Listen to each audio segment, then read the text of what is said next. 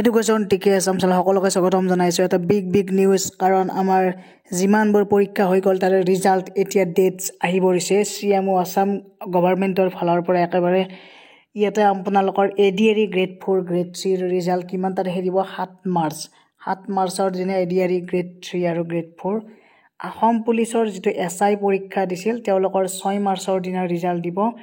অসম পুলিচৰ constable March 12 March constable, এইটো হৈছে অসম পুলিচৰ। অসম পুলিচৰ ড্ৰাইভাৰৰ ৰিজাল্ট দিব 4 মাৰ্চ তাৰিখে, 4 মাৰ্চ। অসম পুলিচৰ কামাণ্ডো বেটেলিয়ন কনষ্টেবল ইয়াত দিব মাৰ্চৰ 27 তাৰিখে। গতিকে আমাৰ এইখিনি আছিল একেবাৰে অফিচিয়েল আপডেট হয় CMO আছাম। আমাৰ সকলোতে ফেচবুক টুইটাৰ যিমানবোৰ আছে মানে আমাৰ ছ'চিয়েল মিডিয়া সকলোতে উল্লেখ কৰিছে। গতিকে the wait is over, result dates comes.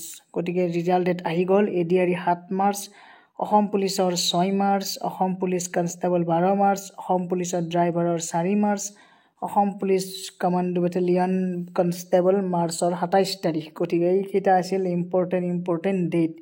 গতিকে ইয়াতে আপোনালোকৰ ইণ্ডিভিজুৱেল ৱেবছাইট থাকিব, অসম পুলিচৰ বেলেগ ৱেবছাইট, ADRE গ্ৰেড 4 গ্ৰেড 4ৰ বেলেগ ৱেবছাইট থাকিব। গতিকে সেইবোৰ পাই যাব। গতিকে এতিয়া এটা গুড নিউজ হয়, সকলোৱে শ্বেয়াৰ কৰি দিব আৰু ছাবস্ক্ৰাইব কৰি বেল আইকনটো প্ৰেছ কৰি ৰাখিব। আজিলৈ ইমানেই, ধন্যবাদ, থেংক ইউ।